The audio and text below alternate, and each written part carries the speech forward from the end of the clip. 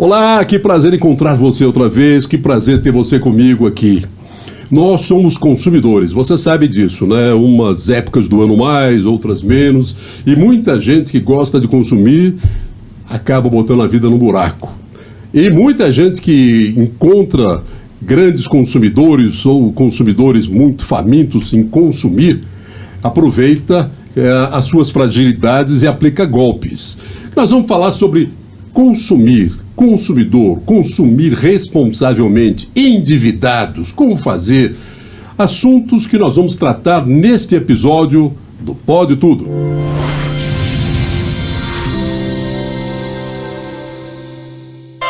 Apoio Cold-Track Rastreamento. Seu carro na palma da mão. Comigo aqui para tratar de como controlar a vida de todos nós consumidores, nos tornarmos consumidores conscientes, está aqui a doutora Renata Abalém. Ela é advogada especialista em direito do consumidor. Que prazer receber você aqui. Prazer é meu, Cassim. Vamos falar sobre isso. Eu não sei se existe muito controle para proibir a gente, ou pelo menos segurar o consumo, porque consumir é bom demais, né? E consumo é emoção também. Exatamente. Não passa pela razão. Normalmente não passa. Exatamente. É uma emoção. Consumir é uma emoção. Até eu me lembro, eu tinha uma pessoa conhecida que dizia, hoje eu estava meio deprimido, fui comprar umas coisas. Como? É verdade. Tem muita gente que usa como válvula de escape o consumo para tampar buracos que às vezes existem emocionalmente, mas isso é um perigo e isso leva muita gente, não só muita gente, leva muitas famílias para a bancarrota. Tá. Vamos começar, já que tivemos todo ano tem, né? Nós importamos esse hábito americano que é as Black Friday. Todo mundo sai para comprar, muita gente entra nas Black Fraud e outros Exatamente. Se endividam muito. Há um aumento do consumo, porque muito comércio reduz preço, faz a promoção, incentiva demais, mas muita gente acaba num período como esse entrando no buraco, né? Exatamente. Nós temos algumas situações que são muito características da Black Friday. Uma delas é a Black Fraud. Então, vamos falar sobre isso primeiro. Muitos fornecedores, e aí eu uso adjetivo como maus fornecedores, eles aumentam o preço das suas mercadorias um pouco antes da Black, para quando chegar na Black, dar um desconto e essa mercadoria apresentar o mesmo preço que estava apresentando antes. Então, isso é o mau fornecedor. Por isso, consumidor, fique atento. Quando você for participar da próxima Black Friday, comece a pesquisar o preço no mínimo com 2 meses de antecedência. Assim, o dia que você quiser trocar a sua televisão, você começa a pesquisar com 2 meses de antecedência. Quem sabe usar a Black Friday é aquele consumidor que pesquisa. É aquele consumidor que deixa tudo anotado, é aquele consumidor que vai verificando o preço, verificando a quantidade de meses que o fornecedor vai deixar, inclusive, para que aquele bem seja pago. E aí temos também aquele consumidor que, como nós falamos, que consome por impulso. Aquele consumidor que emocionalmente vai e está tampando um buraco emocional e vai e compra. O que acontece com ele? Ele está arrumando um problema maior do que aquele problema que ele enfrenta emocionalmente. E a gente tem isso, nós temos isso no Brasil, embora essa não seja o nosso problema maior. O nosso problema maior não é o consumo por impulso. O nosso problema maior é aquele consumidor que comprou alguma coisa e foi mandado embora. Nós tivemos uma situação de desemprego muito alta alguns anos atrás, inclusive em razão também da pandemia em 2020. 2018 a gente já estava com algumas situações. Veio de 2015, de 2013 em diante começou... Exatamente. A economia começou a entrar num buraco que Exatamente. Foi o maior buraco que a economia brasileira já penetrou, naquele governo da Dilma. Exatamente. E o que acontece? Aí o brasileiro, ele se vira nos 30 e a gente sabe disso, mas aí ele não consegue, mesmo se virando, ele não consegue arcar com as suas obrigações, com os seus pagamentos. Então, nós temos uma leva de consumidores desde essa época, mas eu vou apontar para a época da pandemia, que nós tivemos realmente uma demissão significativa, né? Então, desde aquela época, nós estamos aí com várias pessoas no mercado que não tem como honrar as obrigações assumidas, não tem como pagar as dívidas anteriormente feitas. Você falou aí, observar o preço, saber cotar um preço para não ser enganado. E falou, eu sempre quando vou... Eu gosto muito de supermercado. Eu me lembro, teve um dia que eu fui em 4 supermercados, assim, passeando. Eu fui num, queria ver um negócio, aí era caminho, fiz um roteiro, passei, andei no outro, depois passei em outro. Foi verdade, isso daí eu gosto. Quase todo dia eu vou num supermercado. Faço alguma comprinha, faço aquelas compras naturais, mas faço alguma coisa. É a forma de eu ter uma observação de preço. Quando chega nessas promoções, eu sei, não, isso é mentira, né? Não é assim. Eu não gosto de me endividar também, não. Mas as pessoas compram por impulso e se endividam.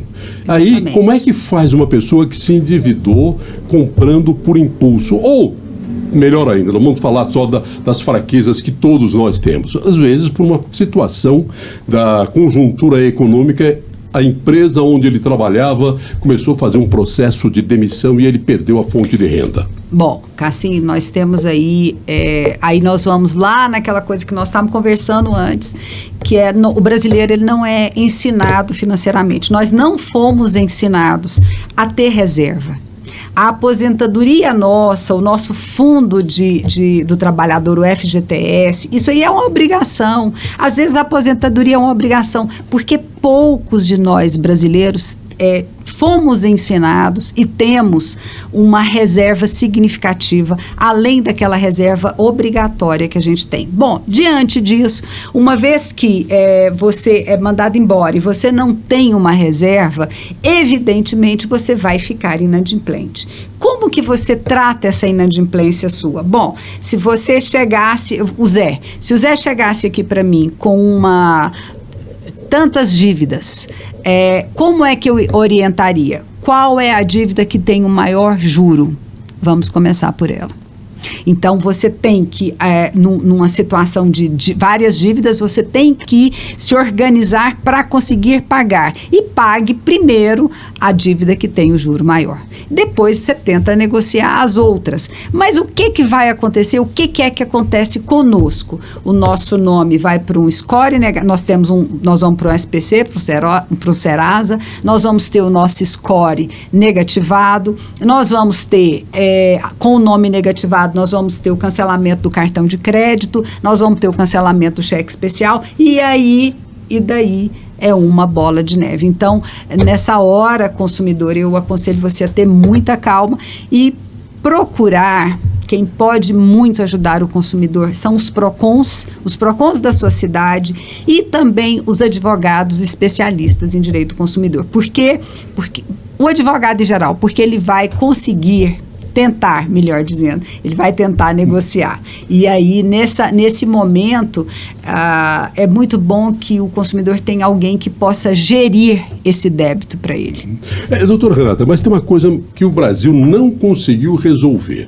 Hoje nós temos uma taxa básica de juros de 11,25%. Taxa básica, por ano. E o juro anual no cartão de crédito chega a 500%. Como é que é possível isso? Onde é que está a lógica disso daí? Não tem lógica nenhuma. E aí vamos lá. Quando você deve no cartão de crédito? Chora, né? Não tem jeito. Aí o que a gente deve fazer? Primeira coisa, ou você passa a negociar com o cartão, mas pagar sempre o valor que você consumiu e você, antes disso, está devendo, deixe de comprar. É a primeira coisa, porque não adianta você negociar agora e estar fazendo aquela dívida crescer a cada mês. E depois tenta negociar, Cassim. Quando é que os cartões negociam? quando eles percebem que aquele cliente, ele vai ficar inadimplente por uma longa data, e essa longa data é 1 ano e meio, 2 anos. Eu vou te contar uma história que nós temos no escritório, que é uma história muito interessante. Nós estávamos aí com uma cliente com uma dívida muito grande no cartão de crédito, muito grande mesmo, uma dívida para uma senhora aposentada, uma dívida na ordem dos R$300 mil no começo desse ano, de juros. Ela ficou inadimplente e nós estávamos acompanhando. O cartão executou? Não. O cartão não entra com execução contra você. O que o cartão fez? O cartão penhorou o carro dela? Penhorou a casa dela? Não. O cartão simplesmente passa a ser mal pagadora, ela passa a estar no SPC e na Serasa. O que nós fizemos? 2 anos depois que ela estava devendo esse cartão, nós conseguimos uma redução, que aí você pensa assim, nossa, mas como é que conseguem tirar tanto? Alguns bancos chegam a dar desconto até 95% do valor total. Então, e nós temos, não vou longe, nós temos aqui mutirões, que a justiça faz aqueles mutirões, e aí você consegue redução de 80%, 90%, 95%. Então, aí você percebe que 5% era o que você realmente deve, né? E 90% a gordura, né? É um país da falsidade, porque eu me lembro, na época da hiperinflação, eu até guardei alguns canhotos de cheques que eu emiti, coisas absurdas, né? Usando a moeda da época. Por exemplo, a mensalidade escolar dos filhos. Tinha lá uma que era 2 milhões de cruzeiros, mensalidade. Um par de sapato paguei 800 mil. Eu guardo porque isso é história. Se eu contar isso, que já houve esse volume de unidade da moeda para comprar um pequeno objeto, as pessoas podem pensar que é brincadeira. Pois é, eu não me lembro, Cássio. Não. Exatamente. Isso é para nós, dessa geração aqui, dá para lembrar disso, né? Mas, doutora, eu digo que nós somos o país da falsidade porque você tem um preço na vitrine, e você fala, mas se eu pagar à vista? O cara tira alguma coisa. Se eu pagar no Pix, né? Então, significa que ele está engordurando aquele preço. Exatamente. Para dar um golpe em você. Não é uma relação honesta. E eu vou fazer uma outra observação. Quando você paga no Pix, em algumas lojas você não paga para o CNPJ da loja. Você paga para o dono. Você paga para um CPF, que esse CPF ele não está recolhendo a tributação que deveria. Então, nós temos realmente, além dessa gordura de valores que é a precificação que nós não sabemos, nós temos essa situação que caracteriza, pode levar com que nós imaginemos se tratar de uma... sonegação. Exatamente. A palavra é pesada, mas é isso mesmo. Carlos Lacerda, que foi um grande tribuno, governador da Guanabara, foi um sujeito vigoroso, né, que valorizou muito o parlamento com seus discursos. Ele dizia: não vamos dar apelido às palavras, né? É verdade, verdade. Estamos fazendo alguma coisa, né? Mas isso aí, na verdade, é uma forma de sonegar. Porque não sei se você já passou por isso, eu já passei algumas vezes, essa questão do Pix, você envia o Pix para quem a loja te dá a chave, né? E você, na verdade, você não está sabendo para quem você está enviando. Mas eu gostaria de fazer um outro comentário com relação a esse preço. Nós temos um problema no Brasil que se chama precificação. A precificação é o valor das coisas. Nós, na realidade, talvez você que visite tantos supermercados por dia, talvez você saiba o real valor das coisas. Mas, às vezes, a gente não sabe quanto custa uma televisão, 80 polegadas, 30 polegadas, 4K e com todas as outras coisas. Porque numa loja X, ela custa tanto. Numa loja Y, ela custa tanto, e em outra loja ela tem outra variação de preço. A variação é tão grande e a gente só atenta para isso na época de material escolar. Porque na época de material escolar, você vê notícia. Procon informa que tem uma variação de preço de 200%, 300% no mesmo material. Isso é precificação. Na verdade, não é só na época da volta às aulas. Na verdade, nós temos uma variação de preço enorme e nós não sabemos qual o real valor das coisas. Como não há uma pesquisa constante, você não precisa daquele objeto constantemente. Exatamente. Você acaba não sabendo por quê. Exatamente, né? Exatamente. A gente não tem noção de qual é realmente o valor de cada coisa. Doutora Renata, o consumidor, nós estamos falando dele é que o consumidor, coitado, ele também é lesado. Sim. Às vezes ele compra alguma coisa, principalmente na internet, e acaba sendo lesado. Ou não recebe produto, ou não recebe produto. Ou recebe tijolo. Compra um celular e um tijolo. Exatamente. Ou não recebe o produto com as especificações que estavam no site. Como é que Exatamente. faz? Veja, quando você adquire alguma coisa pela internet ou fora do estabelecimento, tá? Você pode adquirir por telefone. Quando você adquire qualquer mercadoria, qualquer produto fora do estabelecimento, você tem uma opção que são 7 dias para devolver quando você está insatisfeito com aquilo. Por que você está insatisfeito com essa camiseta? Não, eu não tenho que dar satisfação. Eu simplesmente posso não querer essa camiseta, eu não preciso justificar, ela pode não... Enfim, eu não preciso justificar e eu posso trocar. Isso chama-se direito ao arrependimento. Eu tenho 7 dias, inclusive, a loja que te vendeu, ela é obrigada a pagar o frete. Então, ela devolve o dinheiro do frete e o frete da remessa também é por conta dela. Bom, e também o problema da internet é que nessa época de muita venda, aparecem sites falsos. Exatamente. Quando alguém paga um site falso com cartão de crédito, como é que fica? Cassim, essa história é maravilhosa de golpe. Eu quero conversar com você sobre isso. Mas quando isso acontece, a partir do momento que o consumidor ele identifica que aquilo é um golpe, a primeira coisa que ele tem que fazer é anunciar pro cartão de crédito dele, para que o cartão ou estorne a compra ou cancele os próximos pagamentos. E aí ele vai fazer uma denúncia, ele vai lavrar um boletim de ocorrência, e isso tem que acontecer. Porque só através do boletim de ocorrência nós movimentamos a polícia para que ela age em nosso favor. Se a gente não dá notícia... Há uma delegacia? Vai a uma delegacia? Você pode fazer online. Online não, você sim, pode, mas sim. A polícia. A polícia. A polícia, porque é um golpe. E agora quero falar de golpe.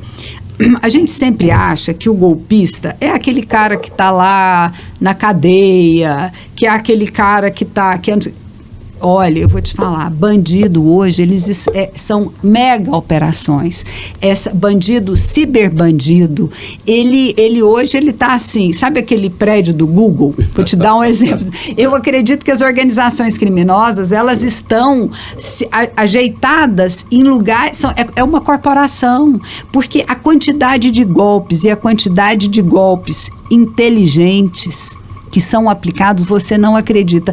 Hoje o golpista, ele sabe tudo a seu respeito, ele sabe tudo ao meu respeito, e a gente nem imagina isso. Existe um site que você procura se os seus dados foram vazados e por onde eles foram vazados. Quando isso acontece, os meus dados, por exemplo, foram vazados foram vazados.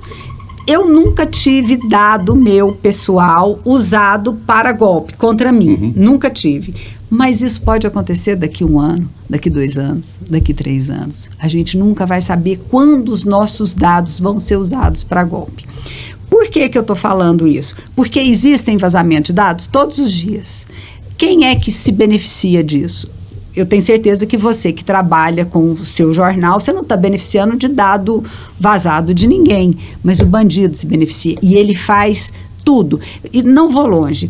Nós tivemos uma situação cerca de 1 mês atrás, pessoal. Eu fiquei impressionada. Uma cliente entrou em contato com o escritório falando, olha, nós ganhamos o processo, então eu vi que eu tinha que receber tanto, mas que eu tinha que pagar 900 e poucos reais. Não. Um golpista falsificou um alvará judicial com nomes, com palavras que não são comumente usadas, e queria que a cliente pagasse por aquilo. A cliente percebeu, porque ela estava em contato com o escritório justamente por causa do processo dela, e nós fizemos a denúncia, mandamos para a polícia e tal. A OAB, poucos dias depois, veio noticiando para a comunidade jurídica que aquilo estava frequentemente acontecendo com outros escritórios. Então, você veja, é uma organização.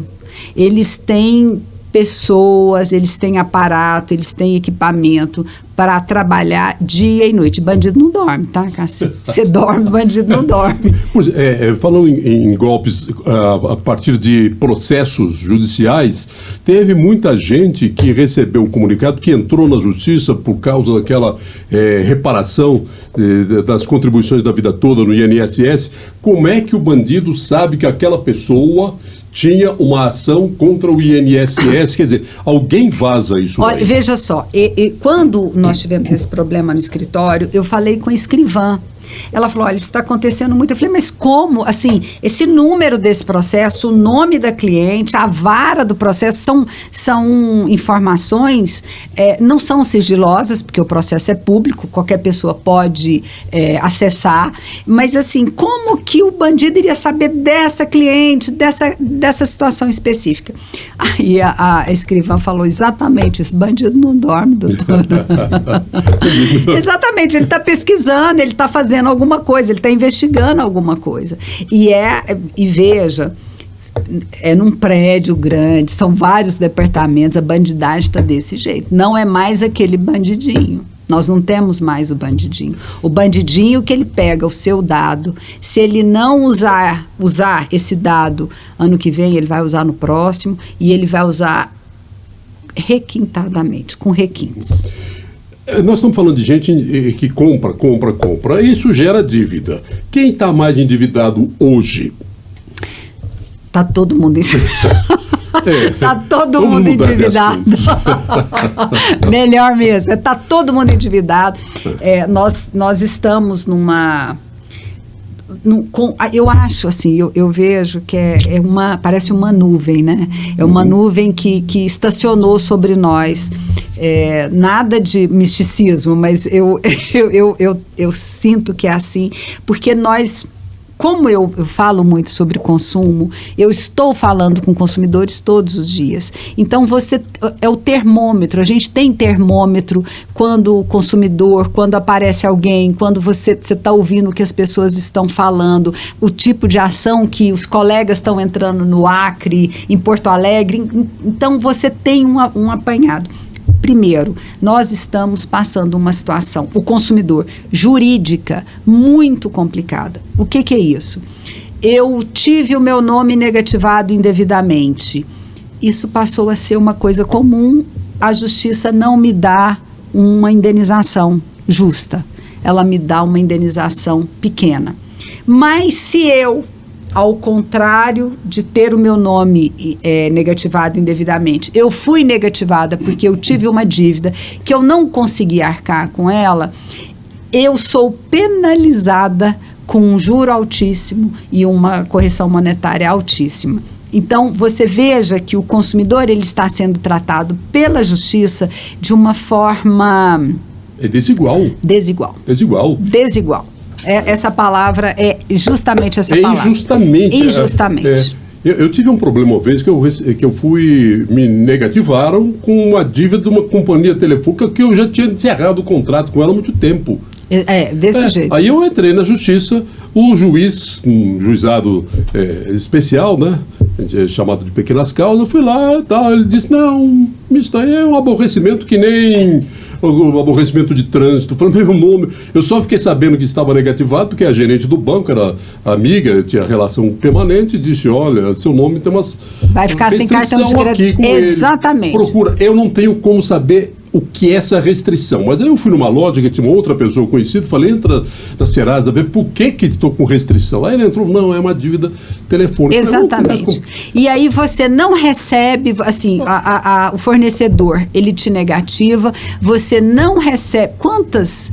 Eu já vi casos que a família tem uma empresa, o filho mais novo que nasceu depois que a empresa fechou, o filho é negativado por conta do CPF da empresa. Então, você vê coisas que você fala assim, mas o que esse terceiro tem a ver com uma empresa que, quando ele nasceu, a empresa já estava fechada. Então, são situações que, e eu falo porque eu trabalho com justiça há muitos anos, a justiça tem passado pano, sabe? Tem passado a mão, o que é que tenha... Não, vamos tentar não judicializar, está todo mundo judicializando, vamos tentar resolver de uma outra forma, e aí nós fomos para o consumidor.gov, que é excelente, que é um site que você tenta negociar suas questões antes de ir para a justiça, mas quando você faz acordos, são acordos que não prevêem indenizações,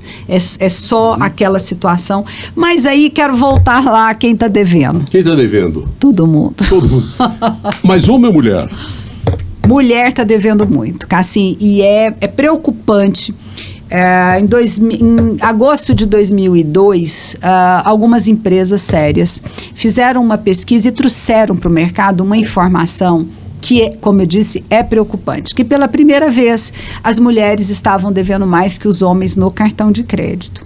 Isso me traz duas situações. Isso me traz que nós, mulheres, alcançamos o nosso lugar de chefes de família e provedoras, tá? Da nossa família, independente de como seja a nossa família. Mas quando eu analiso que a dívida é feita no cartão de crédito, que são dívidas de cartão de crédito, eu analiso que pelo cartão de crédito eu não paguei plano de saúde, eu não paguei escola, eu não paguei condomínio, eu não paguei água, eu não paguei luz. Então são compras tidas como supérfluas. É claro que eu posso pagar supermercado, enfim, coisas da necessidade da minha família. Mas descortina, essa situação descortina, para mim, um consumo no cartão de crédito exagerado. O que é esse consumo? Por que eu estou consumindo exageradamente no cartão de crédito? Porque eu, mulher, estou fazendo isso. Porque eu sou incentivada, encorajada, todos os dias, a hora que eu pego meu celular, a gastar. E como você mesmo disse, é muito fácil. É só um clique. E ali eu me endivido, e ali eu gasto aquilo que eu posso e que eu não posso, o que torna ou que me eleva a uma condição de devedora.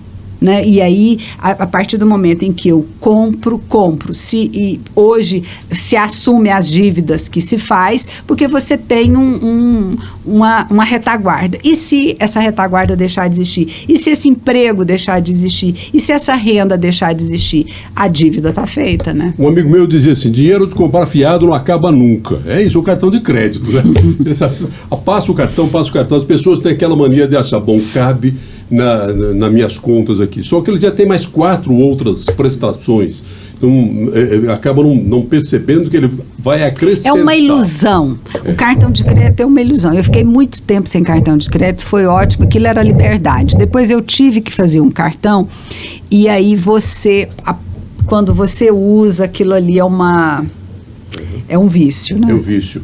A gente não tem também educação financeira, né? Infelizmente, era o que nós devíamos estar aprendendo nas escolas. A nossa geração deveria ter aprendido, as gerações subsequentes deveriam ter aprendido, porque nós vivemos ainda num país que necessita, num país que não tem estrutura, os brasileiros não têm estrutura emocional com o dinheiro ainda. Nós não temos estrutura técnica para trabalhar com dinheiro. Você tem, claro, pessoas que conseguem, mas a maioria de nós brasileiros não consegue. E a gente vive uma economia doida. Vai no supermercado, você encontra lá, assim, panetone a prestação. Não, isso eu não vi mesmo. Eu falei, não pode. Quanto que tá um panetone? O panetone, depende. Que panetone, de quantos quilos você quer? Olha, de 500 gramas, ele vai de 23 a 30 reais, dependendo da marca. Aquele de 1 quilo, ele chega a 60 reais. Gente, você... E tem também os outros, são gourmet. Né? O gourmet pode passar de 120 reais. Você já viu algum panetone sem leite? Eu desenvolvi intolerância à lactose, estou precisando de um panetone sem leite. Estou na vontade de comer um panetone. Sem leite? Difícil, né? Difícil, hein? É consumidor complicado, eu não sei, não. Eu sou o consumidor mais normal. Mas é isso daí. Como a coisa é tão complicada na nossa economia que você tem até bens de pequeno valor tem que ser parcelado. Olha, pra você ter uma ideia, eu não sabia disso. Eu preciso ir para o supermercado, né? Você vai, na época da Páscoa, tem lá ovo de Páscoa. Compre até 10 vezes no cartão. Geralmente o cartão da própria loja. Da própria loja, né? Do mercado. Então, vamos aqui para a gente dar uma informação boa para quem está endividado. Procura quem?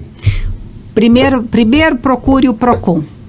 Depois você procure um advogado, se for necessário você entrar na justiça com base na lei do superendividamento. O que acontece? O Código de Defesa do Consumidor ele foi alterado e veio para alegria de todos nós a lei do superendividamento. Essa lei fala o seguinte: consumidor, você tem 10 você está devendo para 10 fornecedores. Você vai fazer o seguinte: você vai pegar essas dívidas, vai fazer um planejamento de pagamento.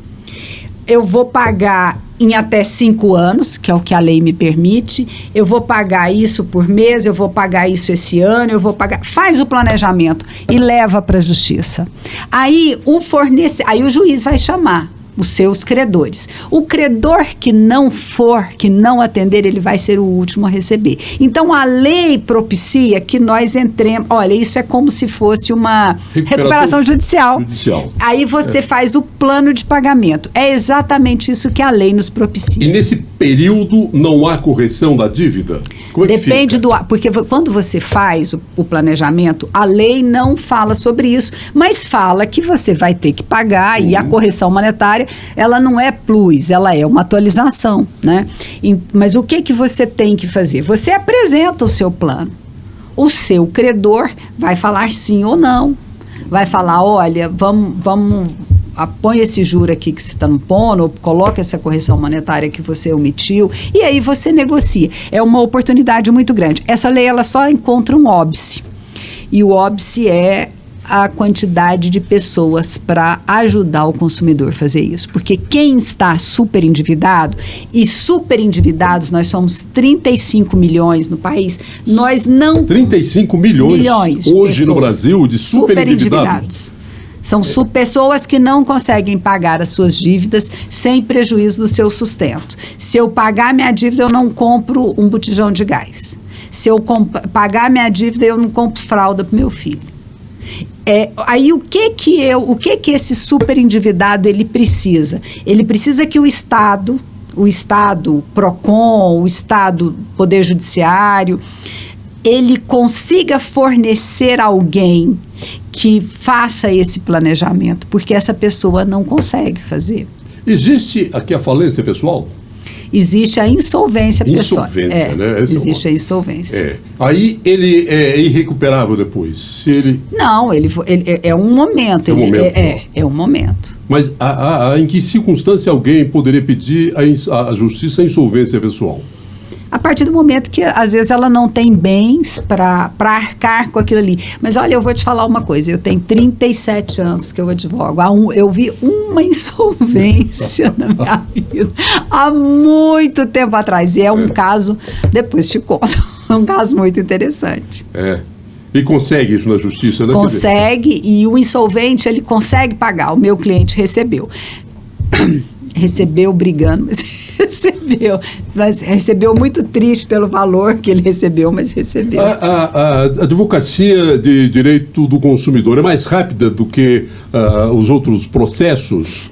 Deveria ser, né? Porque geralmente o consumidor, o consumidor comum, ele trata de coisas pequenas, embora em algum momento pode alcançar um valor alto, mas geralmente são tratadas no juizado de pequenas causas que foram criados para que a nossa justiça fosse mais célere, mais rápida, mas hoje nós não conseguimos um julgado, um processo, ele não termina num juizado de pequenas causas com menos de 2, 3 anos. Então acabou, né? Acabou a mística de que seria uma justiça rápida, né?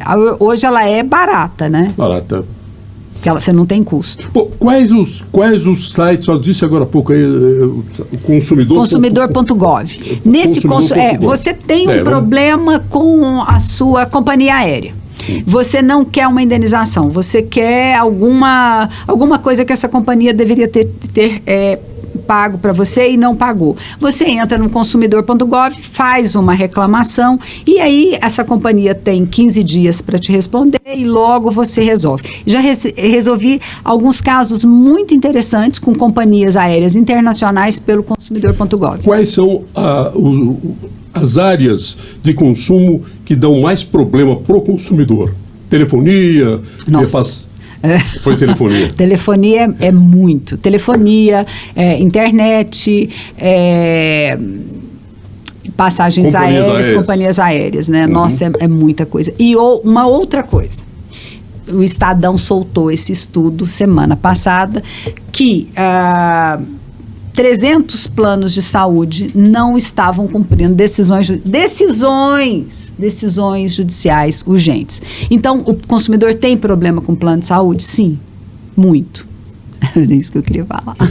Tem uma coisa que é curiosa na justiça, para gente que é só um leigo no assunto, que é alguém ganha uma... Opa, vai chover, está trovejando. Alguém ganha uma ação, aí tem que executar. Exatamente. Quer dizer, já ganhou, está certo, já sai, na sentença já estaria a imposição do pagamento, do cumprimento daquilo. Por que tem isso? Mas isso aí é código de processo, né? Uhum. Então, o que acontece? Quando você ganha o direito. Eu posso deixar de executar esse direito? Posso. Eu ganhei isso aqui de você, mas eu vou deixar aqui. Mas por que eu vou para a justiça se não for para ganhar? Mas você... Só para ter Não. Você, olha, ganhei. Não, deixa eu falar uma coisa para você. Tanta coisa pode acontecer. As histórias são tão diversas. Quantas pessoas, no meio do caminho das ações judiciais, no trâmite processual, morreram. Os filhos nem ficaram, sabe? São histórias tão diferentes e interessantes. Você não tem ideia. Olha, vou contar uma coisa de primeira mão. Quer dizer, primeira mão não. Quem sabe, sabe. Questão das... quando as rodovias foram passar por Goiás, houve a... Como é que é o nome? Desapropriação. Desapropriação. Depois da Covid eu comecei a esquecer as coisas. O HD está cheio. Desapropriou-se. Muita gente teve o depósito judicial da desapropriação, mas não recebeu. E não foi lá buscar porque não sabia. Então, muitas pessoas que estavam ali na margem dessas rodovias, nesses lugares, né, que tem ainda o crédito, está lá depositado. E esse dinheiro fica para quem? A União? Ele volta, né, para o órgão que desapropriou. Bom, a gente aprendeu um bocado com essa conversa e poderia... Cansei, viu? Cansei. Você me fez lembrar de coisa que é antiga. Doutora Renata Abalém, especialista em direito do consumidor, foi uma honra e um prazer te receber aqui. Nossa, gostei demais, porque assim eu volto, porque eu sou dessas, eu sou oferecida. Eu sou oferecida, eu falo, eu volto. Aí, vamos arranjar outra coisa do consumidor aí, vamos ensinar, dar curso para a mulherada aprender a controlar a carteira o cartão de crédito.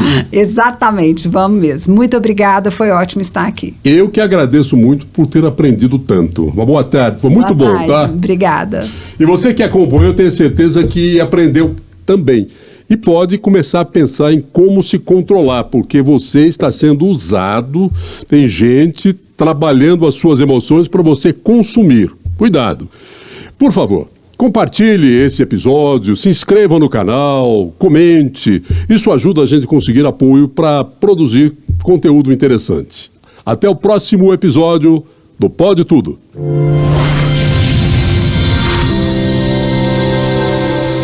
Apoios com o D-Track Rastreamento. Seu carro na palma da mão.